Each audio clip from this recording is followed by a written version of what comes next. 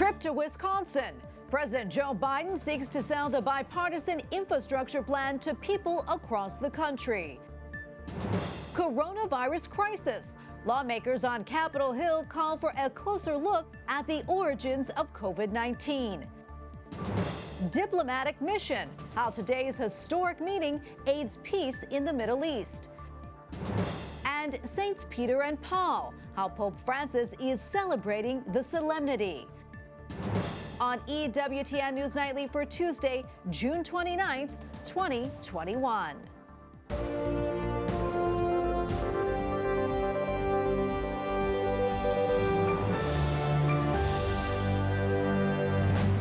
Thank you so much for being with us tonight. I'm Tracy Sable. President Joe Biden pushes ahead with the proposed $973 billion bipartisan infrastructure bill by taking the plan on the road. The president is trying to convince Americans that the spending spree is the right way forward. And for the White House, it is just part of a two-part plan. White House correspondent Owen Jensen reports. Owen? Hi, Tracy. Good evening to you. Well, President Biden traveled to La Crosse, Wisconsin today, where he laid out his American jobs plan to voters there. And he made it clear his plan to spend does not stop there. Right here, we're standing in front of one of our hybrid buses, and it's being operated right now by one of our amazing bus drivers. President Joe Biden visits western Wisconsin, the city of La Crosse, near the Minnesota border, taking a bus tour of sorts. His infrastructure plan includes billions for public transit, like buses.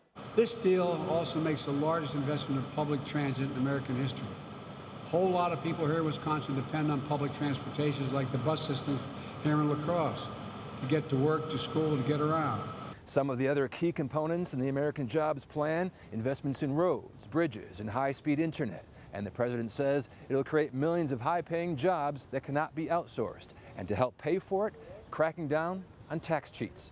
It was last week when a bipartisan infrastructure agreement was announced outside the West Wing. But later, confusion took over after the president said he would not sign the agreement unless it was paired with another spending bill he wants. But if only one comes to me, I'm not. If this is the only thing that comes to me, I'm not signing it. It's in tandem. Over the weekend, to clear up the resulting confusion those comments sparked, the president wrote, "My comments also created the impression that I was issuing a veto threat on the very plan I just agreed to, which was certainly not my intent." Senate Republican leader Mitch McConnell responds, the president has appropriately delinked a potential bipartisan infrastructure bill from the massive unrelated tax and spend plans that Democrats want to pursue on a partisan basis. Now I'm calling on President Biden to engage Leader Schumer and Speaker Pelosi and make sure they follow his lead. Now, the other plan, called the American Families Plan, calls for, among other things, 4 years of free education, help paying for child care, and extending the child tax credit through 2025. And Democrats could push that through on their own using something called reconciliation. At the White House, Owen Jensen, EWTN News Nightly. House Republicans are pushing ahead with their own investigation on the origins of the coronavirus. This afternoon, House Minority Whip Steve Scalise and other top Republicans held a hearing with testimony from some of the nation's top doctors and members of Congress. Capitol Hill correspondent Eric Rosales has that story tonight. House GOP Whip Steve Scalise, the ranking member in charge of investigating this coronavirus pandemic, tells me he wants to know if this virus was in fact made inside of a Chinese lab. And if so, was it released accidentally or intentionally? In the critical first days, China was engaging in a massive cover-up while allowing the virus to spread across the globe. And at the same time, the United States was beginning work on a life-saving vaccine. The story matters, and it's a display to the world of the two countries' characters. House Republicans invited doctors, scientists, and members of Congress to testify. The former Assistant Secretary for Health and Human Services said, although we do not have indisputable evidence pinpointing the exact origin, he believes, I assess that the most likely origin was an accidental infection of laboratory personnel from the Wuhan Institute of Virology with secondary transmission to the local population and subsequent spread to hundreds of millions of people around the world.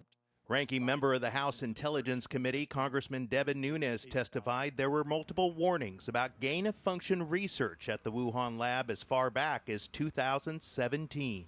Health and science experts from U.S. Embassy in Beijing warned the lab's work to make bat coronaviruses infectious for humans, coupled with the grave safety control concerns, could result in the accidental unleashing of a SARS-like pandemic.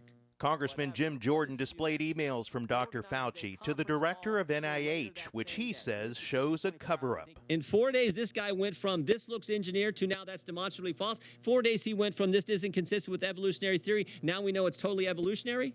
The Biden administration has directed the intelligence community to, quote, redouble its investigation, saying they're pursuing two theories of the virus's origins: animal to human transmission and a laboratory accident. Republicans still want Speaker Pelosi to hold committee hearings so that subpoena powers could be used to make others testify. Dr. Fauci declined the invitation for today's hearing.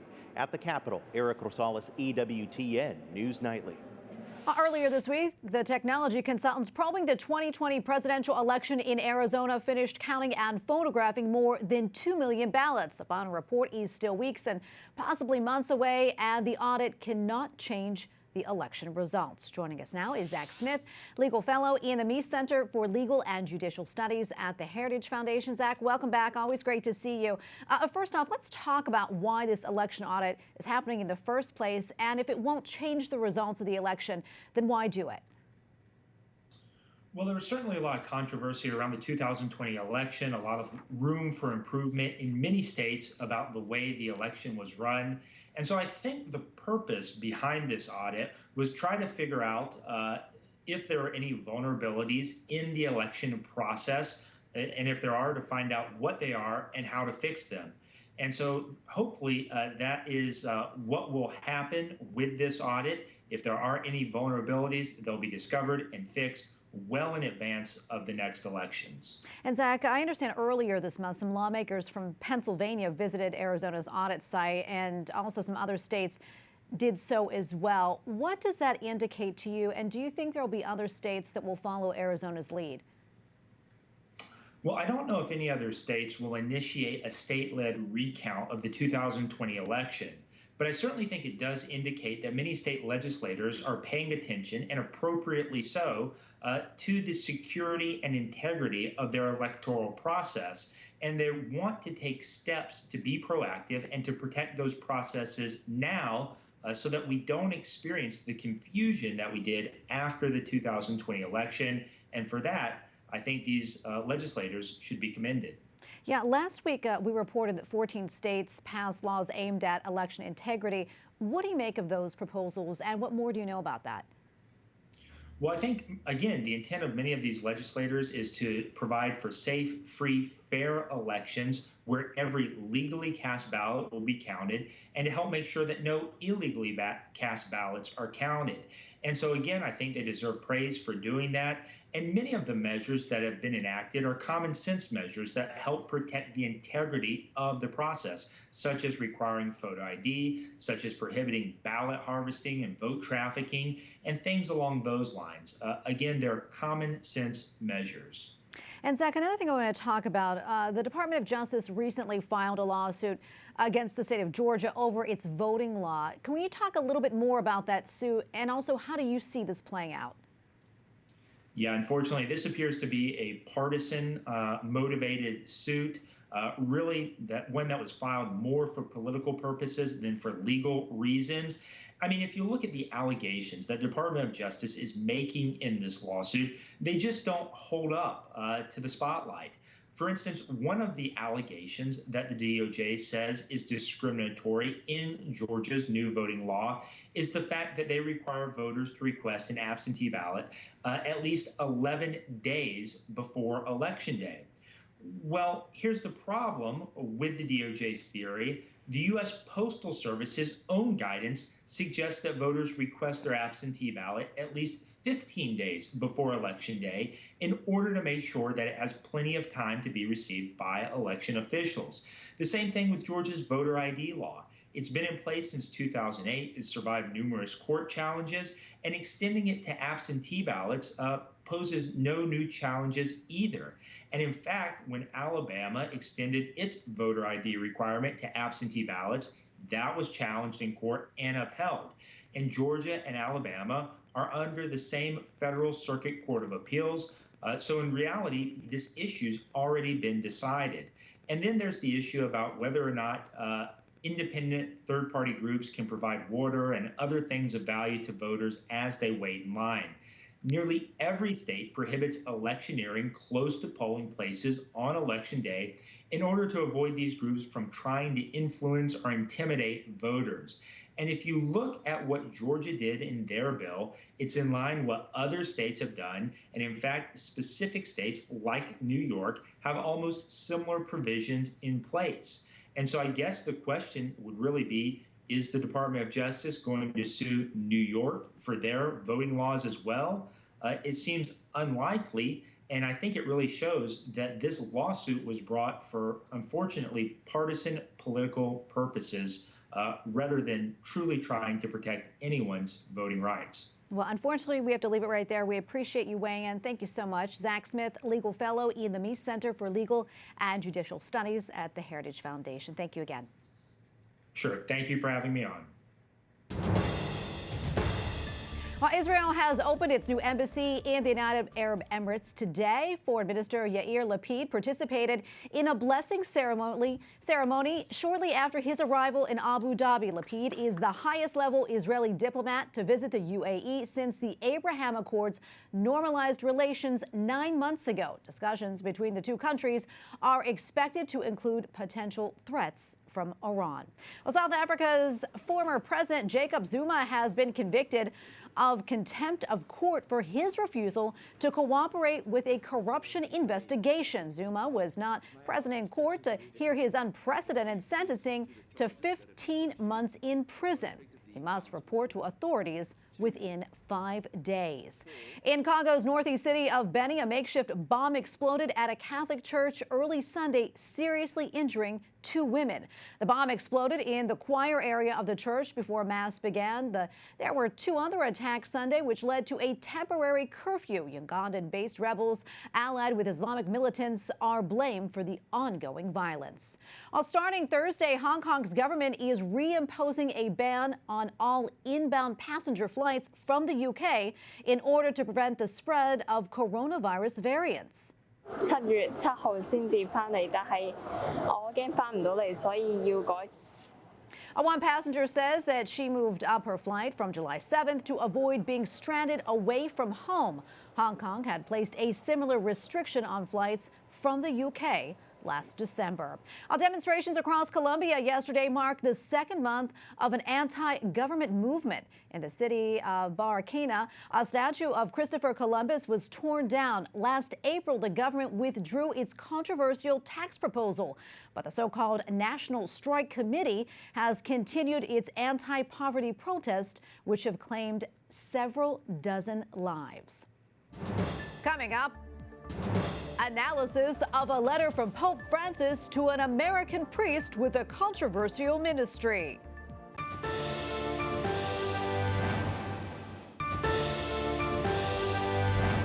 The Holy Father sent a letter expressing support for an American priest with a controversial ministry. Father James Martin put photos of the personal letter on social media, written in Spanish. The letter encourages the priest to continue his outreach to the same-sex attracted community. Father Martin has become a controversial figure due in part to his incremental departure from Catholic doctrine. And joining us now to talk more about this is Alejandro Bermudez, Executive Director of the CNA Aussie Group. Alejandro, great to see you. Thank you so much for your time today. For those that may not have seen the letter, tell us exactly what it said and what did the Holy Father say to Father James Martin in regards to his ministry? Well, the letter is basically a response to a letter that Father Martin sent the Holy Father with pictures of his own, Father Martin's nephew, receiving confirmation and receiving the name or choosing the name of Francis as his confirmation name. And the pictures included one in which Father Martin's nephew has socks with pictures of the Holy Father, so that make the Pope laugh. But most of the letter was actually dedicated to a short PS that Father Martin included, which was asking the Holy Father to pray for an event that was organized by New Ways Ministry, which is an LGBT organization that claims to be Catholic, but that has been systematically denied Catholic identity by the U.S. bishops. So obviously, the Holy Father didn't know that, so he went on praising in general the ministry to people with same-sex attraction. And as we mentioned, that letter was written in Spanish, and I understand that there was something unusual about one of the pronouns that the Holy Father used. What more can you tell us about that? Well, in Spanish, male pronouns are completely inclusive. Those are the rules of the language. So if you want to say, just like in English, all, that will be completely inclusive, you only use the word todos. But in this time, the Holy Father used the word todos y todas, the masculine and the feminine, which is something that you don't use in Spanish unless you want to make a point of what it is known now with the concept of inclusion. So is as I said, unusual. And Father Martin, obviously, with no elements to understand that, just translated men and women, but that was not exactly the sense of it. But in general, it was a praising letter to what Father Martins do, not in the way he does it, I don't think it is the case, but in the fact that he is concerned by a number of Catholics that have same-sex attraction and that, according to the Catechism, have to be accepted and receive with charity. Yeah, and Alejandro, I know a lot of people are probably wondering, right now, does this letter reflect on church teaching regarding same-sex attraction in any way? And we know that Pope Francis really has been very clear about gender ideology.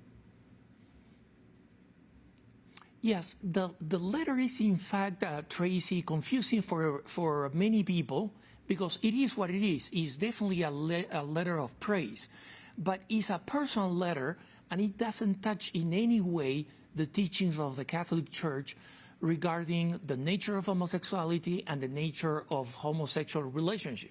Doesn't touch it in any way. They still stand.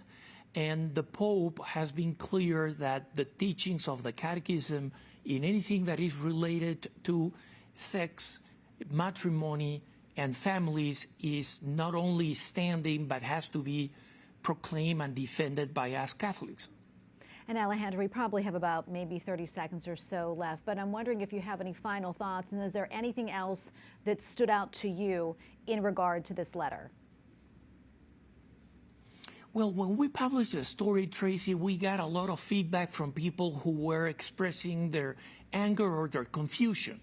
And I would tell them, it is what it is. It is a personal letter. Father Martin has been, boasting about it in his social media.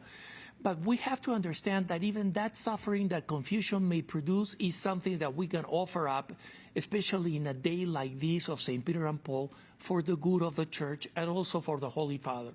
Yeah, well, Alejandro, thank you so much for coming on and for your analysis. We really do appreciate it. A lot of clarification there. Alejandro Bermudez, Executive Director of the CNA Aussie Group. Thank you again.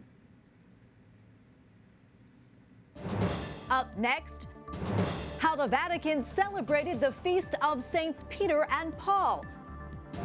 Plus, a milestone for Pope Emeritus Benedict XVI. We'll explain.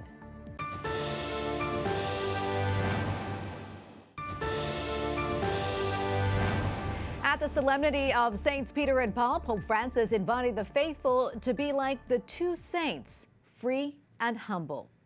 This morning, the Holy Father told the story of the two apostles and explained the Church looks to these two giants of faith and sees two apostles who set free the power of the gospel in our world only because first they themselves have been set free by their encounter with Christ. Joining us now from Rome is Father Robert Gahl, professor of ethics at the Pontifical University of the Holy Cross. Father, welcome. Thank you so much for joining us today. Can you tell us something more about the importance of this feast, especially in Rome? Oh, well, it's a wonderful feast day, and just where I'm standing is indicative of how great it is for the city of Rome, because the bones of St. Peter, the relics of St. Peter, are right here behind me beneath the basilica. And just to the left of the basilica is Nero's circus, well, what used to be Nero's circus, where St. Peter was crucified. So this feast day is so special for Romans, and really for the universal church, but especially in Rome, because we hold that Rome was blessed by the blood of the martyrs, particularly by Saints Peter and Paul, because St. Paul was beheaded here just outside of Rome, near the Basilica of St. Paul's outside the walls. So this Rome is blessed by their preaching and by their suffering, and therefore the faith here is rooted in the generosity of Saints Peter and Paul. And during this solemnity, the ceremony of handing over the pallium takes place. What's the meaning of this, and who receives it? Well, it's a beautiful ceremony that Pope Francis adjusted a little bit recently over the past few years, which just in time for COVID, which made it a little bit easier. So the pallium it's really a stole that sort of like a scarf that goes over one's shoulders, and it's made of wool that is taken from sheep. And these are special sheep that are taken care of by nuns, and they're blessed by the Pope when they're little sheep. And then the wool is also blessed by the Pope and is taken to the Basilica of St. Agnes at Piazza Navona, where St. Agnes was martyred. So there's all these blessings connected, but then these pallium are taken, or pallia are taken to St. Peter's, and they're put in a box up on top of the relics of St. Peter. So they really manifest the unity of the entire church around the Bishop of Rome, the Pope, because of that vicinity to the relics of St. Peter. And what Pope Francis adjusted was, it used to be that on this holiday, bishops, really archbishops, I should say, from around the world who had just been made archbishops would come to Rome to receive their pallium, which is really a celebration for the entire diocese. And what Pope Francis adjusted is that instead of the archbishops coming to Rome, the nuncio in each country brings the pallium in a special ceremony in the cathedral of the archdiocese, again thereby manifesting the unity of the universal church with the rock, with St. Peter, and with the Bishop of Rome. And this unity is celebrated in the cathedral with so many of the faithful from the local place. So in the United States, for instance, I'm pretty sure that today Archbishop Rozansky in St. Louis will be receiving his, but all the archbishops around the world who have been made archbishop over the past year through this celebration of the unity with the first among the apostles, with St. Peter. Well, also before I let you go, today, you know, in the homily, Pope Francis said Peter and Paul were free because they were set free. What can we say about these two apostles? What can you tell us? Well, this is another connection with the city of Rome, that the chains with which St. Peter was imprisoned by Herod in Jerusalem, those very chains are venerated here in a church that's called St. Peter in Chains.